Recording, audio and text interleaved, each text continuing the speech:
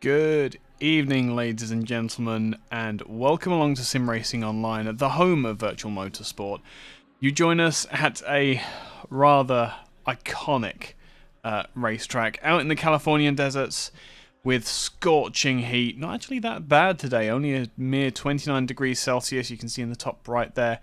36 degrees on track. My name is Ike Sky, and I will be your guide for this 30-minute race. Fixed time period for the Porsche Cup series known as FKR with SRO. So, as always, the grid here is reversed. The top 12 from the previous race back in Kailami, all the way in South Africa, has been organised with Boschke leading us away. We have a mere 46 seconds to get ourselves through the list. Let me get my everything sorted. So, leading us away, as I said, will be Flavio Boschke. Mark Johnson will be alongside him. Let's get some nice wide views. There we go, that'll do for now. Simon Geimer will take the second row with Bill Grucock, with Miazza in 5th, 6th will be Andy Williams in that bright yellow 22 car.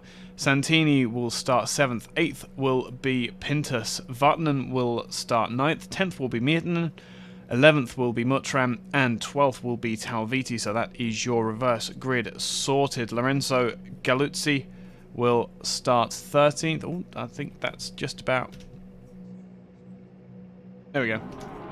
Galuzzi 13th, 14th will be Johansson, Bateson 15th, 16th will be Bruce, Milliken in 17th, Rychek in 18th, 19th will be Jones, Coolbug 20th, 21st will be Ritchie, 22nd, and in the pits apparently will be Christian Menton, and 23rd, again somehow behind someone in the pits, will be Ortenzi. But it looks as though, give me a second to sort out the... come on. There we go. And get the split times. That is your starting lineup. And we have to keep an eye on the middle of the pack here. Just everybody trying to get some heat into their tyres and brakes. A massive stop at the Andretti chicane, Andretti hairpin at the bottom of the hill for turns 1 and 2. And this final corner, turn 10, is absolutely murderous to try and keep the formation around. Even our helicopters having trouble trying to keep up. They're all fairly neat. A bit of a gap between the first two rows, but we come across the finish line now, and the race goes green straight out into the middle of the road. 3 wide goes Andy Williams with trying to make it 4 wide as well. Somebody has to step out in the back there, but Williams already up to 4th position, putting pressure on our camera car Geimer here. We're just going to carry it back through the field and make sure... Oh, a spinner in the back of the field. Who was that? That'll be Bruce. Probably just been tapped around, unfortunately. And Menton and... Ortetzi is not in here, so that would have been a reserve place that he has not... Oh no, he's in 21st apparently. Cool. Back to the head of the field. Williams still blocked up in 4th position at the moment. I'm sure he is wanting to maximise on that fantastic start that he got. Line the stern, that is 1st, 2nd, 3rd, 4th, 5th, 6th. As quick as you can say it is, as fast as they pass. We'll jump down now to some normal cameras to get the insights. And up the inside goes Williams into the corkscrew. A brave move, not unheard of, but the 75 is going to have the inside line. But can he get the traction down? No. And the road comes back to Williams as he comes down the hill towards the end of the lap. Next on his hit list will be the 13 car of Johnson here. And you have to wonder if Andy might be possibly thinking that this is his evening to take the win. The 83 as well, Santini making a dive up the inside of the 75 of Geimer, but not managing to make it stick. As, here we go. A lot of pressure from behind does Geimer have at the moment. But he's making those wide lines work because you get so much more traction off of the corners here, and you're able to use the outside of the track, defending perfectly at the moment. And in reality, Santini is now going to be getting pushed back into Miazza, who is his teammate, thank goodness. So he does have a rear gunner in effect in the shape of that 84 car, but does he have a rear gunner, or is he going for the gap as well? 83 car blocks his line, and that gives Geimer probably the first bit of fresh air that he's had since the start of this race, which now allows him to put pressure on Williams if he wants to. That Porsche of Williams is looking slightly happier than we have seen it over the start of the season, as Johnson is looking at the back end of Bojka with amorous eyes for that first position. Made an attempt, it looked like, into the corkscrew, which didn't come off, and that has dropped him back into the clutches of Williams. Back onto the start-finish straight for the second time, and your order as we go across, you can see a massive stream of cars as they come across the line. Bosco, Johnson, Williams, Geimer, Santini, Miazza, Pintus, Mutram, Grukok, Vartanen. Not a single second between any of those cars. And this is going to be a close race from start to finish. Laguna Seca always has given some fantastic racing. And side by side, the 911, the 70 goes, just managing to keep hold of it. It does Galuzzi, but Midden looking like he wants that place. Don't think we've got any retirement yet. I'm just going to check. Bruce out on his own, having a bit of trouble. Mentin did make the race start, which is fantastic to see. Milliken not out on his own by any stretch of the imagination. Lovely gold and blue livery just in front of him. Look at the state of this. Right down the tail end of the field, we still have battles between the 92, the 88, and who's that in front that just... It was Ritchie that just about escaped there. But now, Milliken looking up the inside of... Is that Bateson there? It looks like... Oh, and a mistake. Who is that that's just fallen down the order? It was one of the 84 or the 83 car. Not that one. Not Santini. There's a third one, isn't there? Oh, massive coming together. Rychek is facing the wrong way. Milliken's just escaped that. But what on earth happened there? And that is the 84 car that has actually gone round this time. So, oh my goodness. Okay, right. 84 car across the start-finish line there. Mentin. Was it Pintus? I've got to look at these replays. My goodness. Hello there, John. I'm so sorry. That start to the race was hectic as anything. Let me get Pintus, the number 12 car, and then what happened? Oh, is this a mistake all of his own making? I think it might have been. Messed it up on the corkscrew. Oh no, he was helped by his teammate. Oh, that's awful. Yep, and then up the inside. Whoa, it wasn't even a narrow escape. That was the 122 car of Mutram getting taken out by the spinning 12 car, which was rear-ended by Miazza. Miazza's managed to keep going, but then he's about to have a very, very big altercation with Rychek, it looks like, carrying massively more speed. Rychek goes to the inside to block. Oh no, outbrakes himself. Rychek all on his own is going to hit the... grief. Is going to hit the 14 of Vartanen, so Vartanen not having a fantastic evening. We all got a little bit messy there, didn't it? Back to real time, and Pintus is on his way back up the field now. Bit of a... Well, can't really say anything against Pintus there. He didn't really do anything wrong. He was just in the wrong place at the wrong time. Up the inside of Milliken. That's not going to help him, though, because Milliken does have the inside line, but just manages to make it stick and off on the inside. What has happened there? Press the right button, Ike. That is Johansson. Now, the ever-present question... Did he jump or was he pushed? He's going to come into the Andretti hairpin at turns 1 and 2. Put his foot down. Oh, no, that's the previous lap. Is that the previous lap? Oh, no. That's why. There we go. So he's out on his own. Oh, he's just going to touch the throttle a little bit too hard, a little bit too early, and nose the inside of the wall. That's a shame for Johansson. And might be Johansson as well. Right. In all of the action that we've been seeing up and down the field, we've been thoroughly neglecting the state of the front of this field.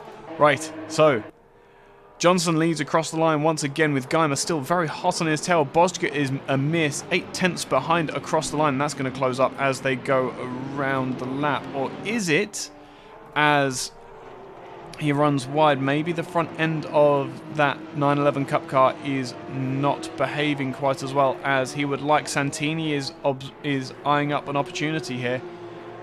Front camber on these Porsches looks absolutely ridiculous, but if it gets the job done, it gets the job done. Williams, meanwhile, after such a strong start, has fallen back to 5th. Now, I don't know if that was by pure pace or whether that was by some accident or not thereof. But we breathe for possibly the first time since this race actually started. And now I need to get everything else in order.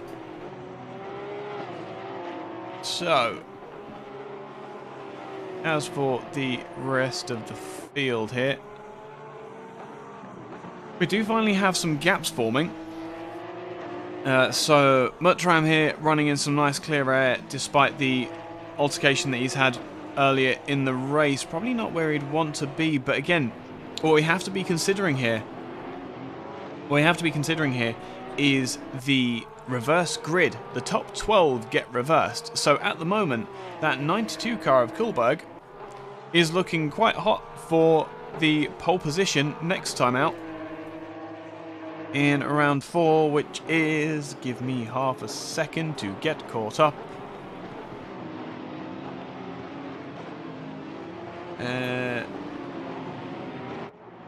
That will be at Zandvoort. Oh, what a fantastic place to lead away. Wow. So, yep, Kuhlberg at the moment in the pound seat in that rather plain Porsche.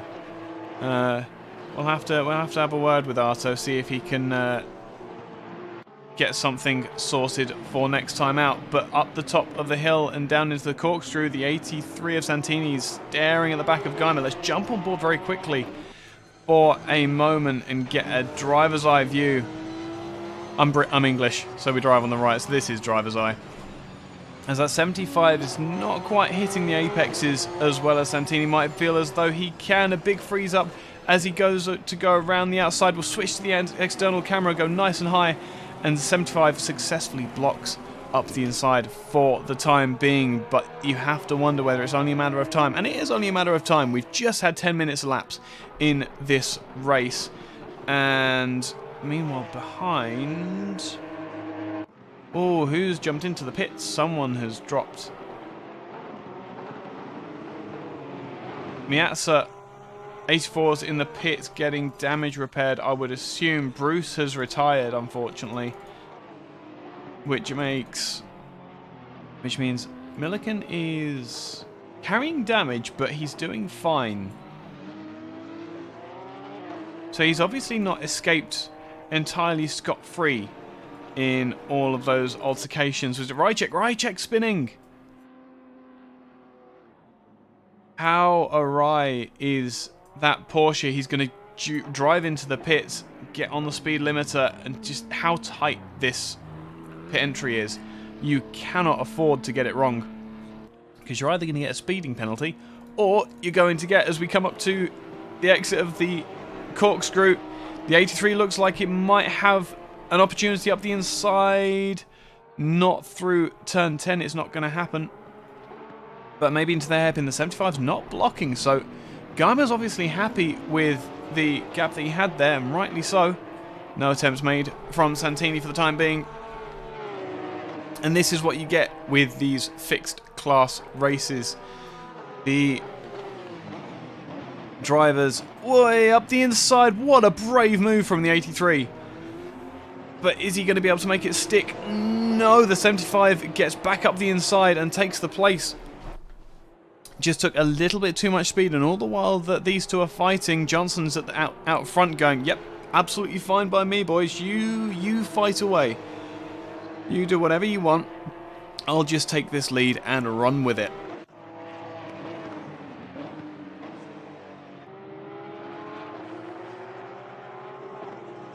And what else do we have up and down the field? Oh my goodness, I don't want to tear my eyes away from this. Really? Has Vartman had problems? Bateson... Nope, that is a genuine fight for position. Excellent. Excellent. So, we've got the 74 here, hunting down the 72. Who's again not that far off. Maybe it's Hortensi is actually making a bit of a run for it. Wonderful, wonderful livery on that 71 car. If I remember correctly, it is actually... Oh, have we lost a car?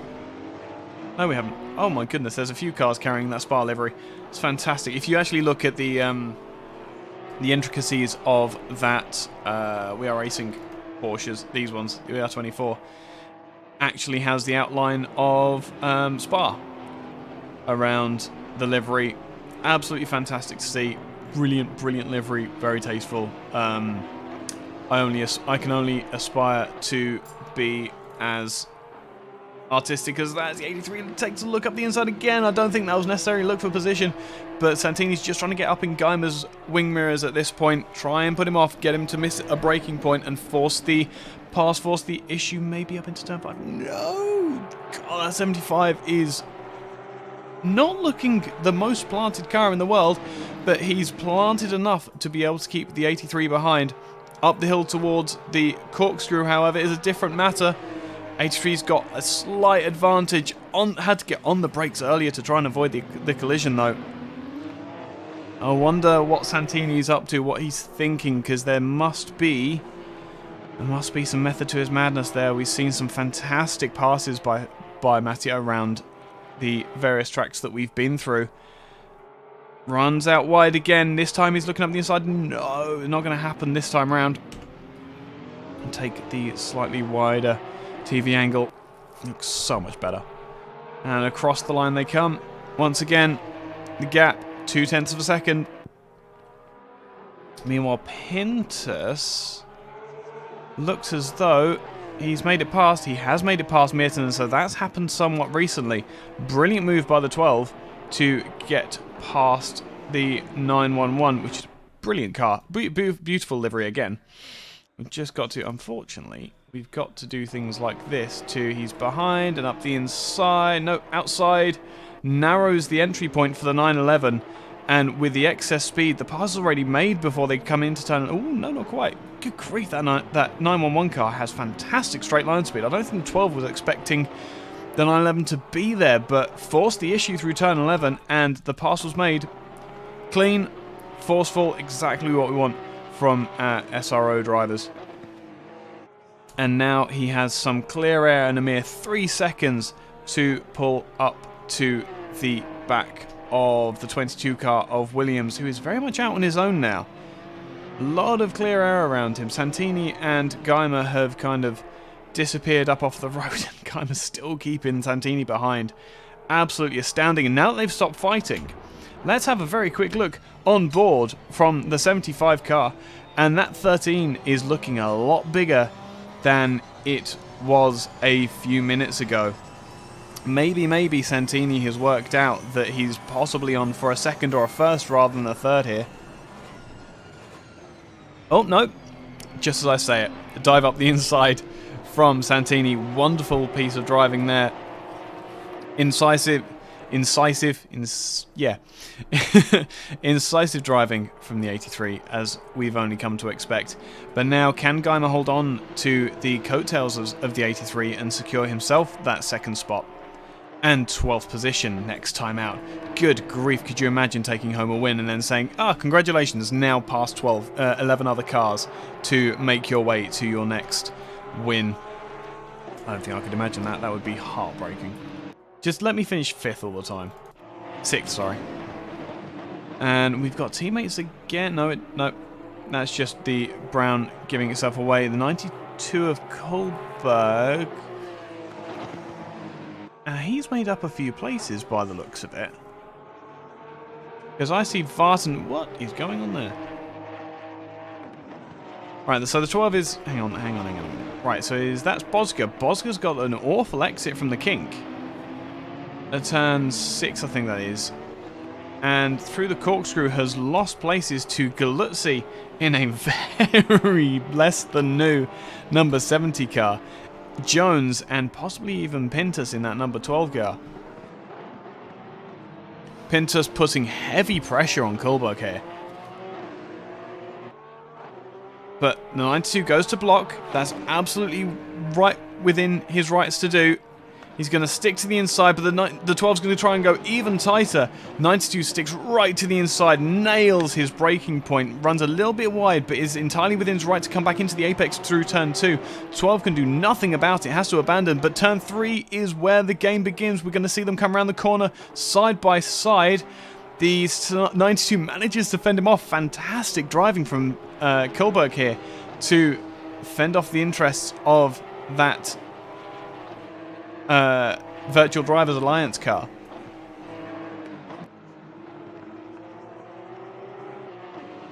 There we go. Slightly more sensible viewpoints is what we get here. And slightly further down the field as well, Talviti trying to now put a pass on Bosger.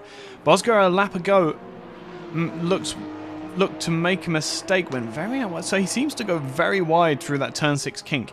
And that may well be what bit him last time around and lost him all of those positions. I don't think I would go that far out if I were him. He's going to go out wide and gift the position? No, that's just a line difference. Wow, okay. So a very different line being taken from Bosger here to Talviti, but it's not working for the 16 car. And around the outside, can Talviti make it stick? He's going to risk getting out on the marbles there at that point. Side by side again, the 14 of Vartanen's trying to get on this action as well. I don't know if I would be doing that. He's sitting in that pound seat for 12th position. And now up the inside, the 72 tries to go. No, has to get back out of it, get on the brakes. But wide goes Bosger and gifts the position to Talviti, and Vartanen's going to take that as well. Now, let's see what the pace of Talviti is going to give him now that he's free of that slightly slower car. Really heartbreaking there for Bosger. That was a fantastic drive, but the pressure got to him like so many... oh, grief. Now I'm going to really show my culture. So, like so many beetroots in a pressure cooker.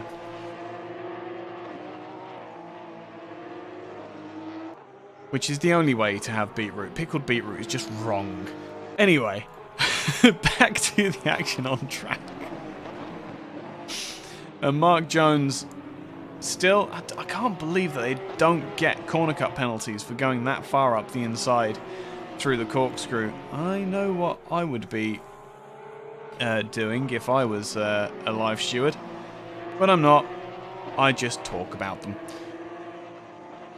And I think this is what we've got. Fights up and down the field. Let's jump to Rob Milliken really quickly, who is under a little bit of pressure with a damaged car as well from the 298 of Johansson, who's had issues earlier in the race as well.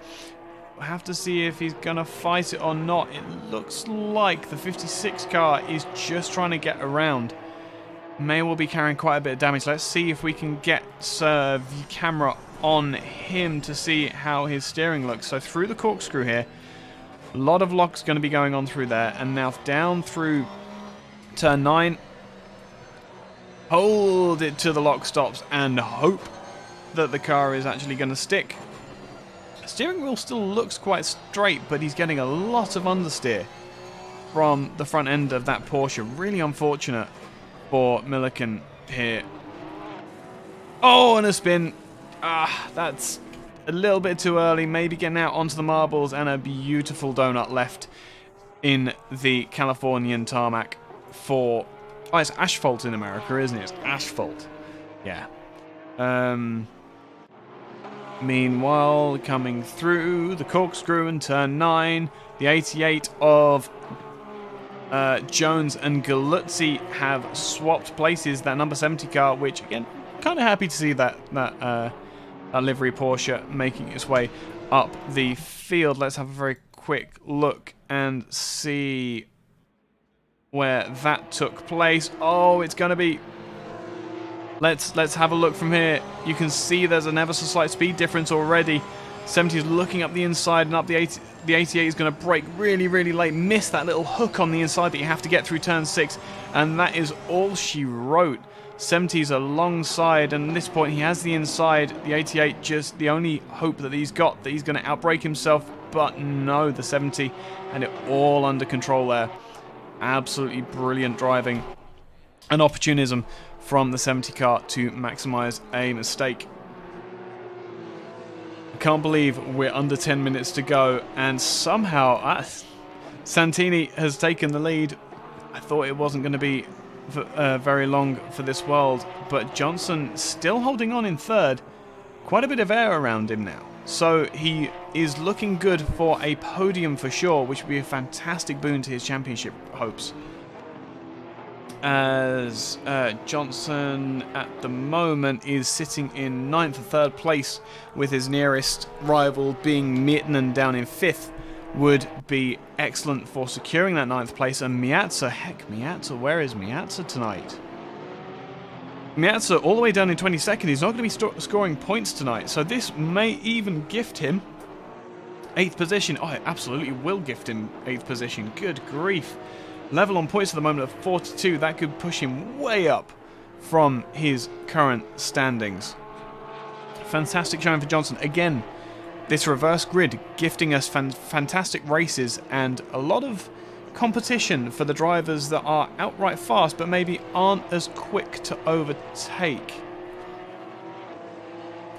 As where do we have Galuzzi under pressure from Talviti now? The 70 and the 72 slowly getting together. Talviti is a very, very quick driver when he has the car underneath him. It looks like it's coming towards him at the moment. But we have to see how much pressure he can apply to that number 70 car. I can't remember what livery. Oh, it's a speed level Porsche, that's what it is. See how much pressure Talviti wishes to apply. It's been an absolute demon in the GT2 car and an absolute demon in the GT3 car as well over the past few series in R Factor. Oh, a big slide for the 70 car. The pressure already getting to him.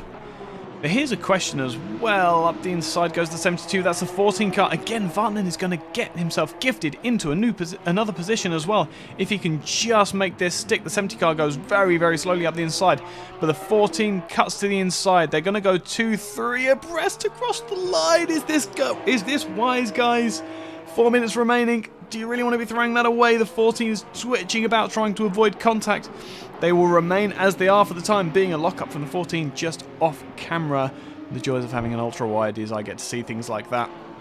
And now it is Galuzzi's job to defend for his life. With just 4 minutes remaining, the pressure is going to be off the scale. And now he's got 2 cars in his rearview mirror as well, so if he messes up, that's 2 positions gone. However, that would be pole position.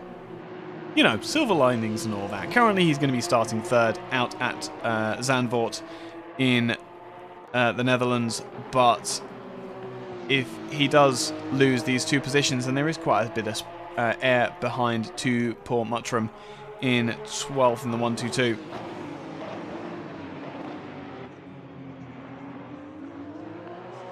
Just managing to keep himself ahead of those 2. The split times are going crazy as the drivers all come across the start-finish line. However, that is not... Oh no, it's lapping traffic. That's what's doing it. What isn't lap traffic, however, is that battle between the 911 and the 12. Miettinen and Pintus has found his next quarry with some lap traffic as well to make his way through. This again for high in the, or low in the top 10 in the championship, this will have implications. If the 911 can't defend as the 56 goes wide, trying to let the two cars through without affecting the battle too much, that has affected them though. The 12 is right up underneath the rear bumper, will brake a little bit early and try and get the cut up the inside. A beautifully held slide on the exit of turn 6, but the 911 was all over that attempt, managed to maintain the speed and keeps the gap up into the corkscrew. This is slightly different, however. These are where the lines sometimes differ. The 12 is inches away from the 911 now. Manages to hold a tighter line, which will help cool his brakes as they come into one of the bigger stops on the track. 12 goes wide, 911 goes to the middle of the road. That's going to compromise his exit speed, but does it really matter? It's all academic at the moment, as the 13 car, Williams and Johnson, have swapped places, so that is Williams into third position. Johnson may well be running out of tyres trying to keep such a fast pace through the start of the race. And now, you've 2 minutes left to go. We've got possibly a lap. We're going to go to 21 laps, I would suggest. Let me just get eyes on Santini to make 100% sure where he is. He's not that far up the road, you know. Fastest lap is 1 minute 25, so we are going to get one more lap and one more lap only, but let's get back on this fight, because 22 has made his way past Johnson, but Johnson, having not been intimidated by the 911 behind, has managed to pull back up to the 22 car and is just not quite able to pressure. I wager there is not very much rubber left on those tyres as they come through the corkscrew for the penultimate time of asking. They all close up, and you just have to wonder how much of an opportunity there is here. The 911 takes a very different line to the cars around him. And into turn 10, everything remains line astern. Not quite, as the 12 takes a look up the inside, forces the 911 to block, but now the 13's got a massive amount of oversteer, but so did the 12. The 911 is the one who's going to gain from this, make a position up past Johnson and get into fourth position. But can the 12 do anything? Outbrakes the 13 massively, and the 911, that's a massive collision. Oh, so close from the end, but you have to grant that. But now Johnson's had his fourth place secured. Absolutely exemplary conduct by Pintus there. Punted the 911 off, an absolute genuine error, but waits for the car, waits for the driver to get back on the track and resets that fight essentially to have another go.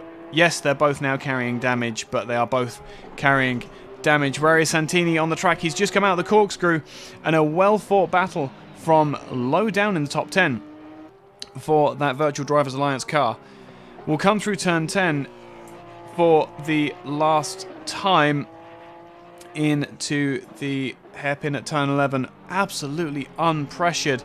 Geimer, meanwhile, is a lapped car behind. The lights go absolutely berserk as Santini celebrates his first win, I'm going to suggest. Santini's first win in this championship. That's how much it's been messing up the finishes for the results. This reverse grid. It's so hard sometimes to get through the grid on these reverse grid races. So, across the line, Santini will take the win. Geimer will come home second. Williams, an absolutely astounding third position. Very hard fought and a massive, massive start to bring him into contention there. Johnson will finish fourth. Pintus finally got the job done in fifth. Sixth will be Myrtinen. Perhaps not enough grip on the rear end of that Porsche in the end. 92, Kullberg held on to that seventh position from Mark Jones, Galuzzi, Talviti, and Vartanen will come home in 11th and will form the first half of the first row of the grid. And pulling away in the lead will be Tim Muttram in that 122 car, absolutely perfectly placed. Ortenzi will come home in 13th, Bosga 14th, 15th will be Bateson, Grucock in 16th, 17th will be Andrea Ricci, Bjorn Johansson will come home 18th, 19th will be Mentin, Milliken will come home 20th, Rychek will be 21st, and all of the grid positions have been reset, so I can't give you the rest of the field. I do believe that Miazza and Bruce were our 2 retirements from the race, unfortunately. But absolutely ridiculous race. Lots and lots of action. Some really aggressive passes being made, and attempts at passes as well. I'm a bit shocked by some of the attempts there.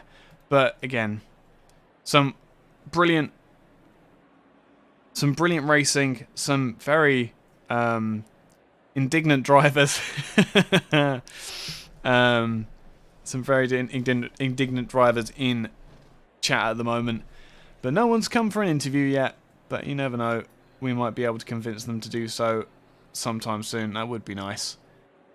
Let's see if there is anybody online. No, doesn't look like that for the time being. Absolutely, yep, some driver counselling as well. This is what SRO is about. You race against each other, you race hard, and at the end of the race, you review each other, you give each other tips. Everybody gets better, and everybody will hopefully one day be in contention at the front of the field. That's one of the things that these reverse grids do give us plenty of, is action and drivers trying to work to the front. So, with that absolutely insane race from start to finish, it leaves me but to bid you all adieu. My name has been Ike Sky. It's been an absolute pleasure, as always, to cast this SRO FKR Porsche Cup Series in Assetto Corsa Competizione. Next time out, as I've said a couple of times, we will be coming to you from Zandvoort in the Netherlands. Fantastic track, recently remodeled as well, just to really throw the cat amongst the pigeons. So I will be in the com box there waiting for you, and until then, I will see you all next time. Everybody have a lovely good evening, good afternoon or good morning wherever you are in the world, and I will see you next time.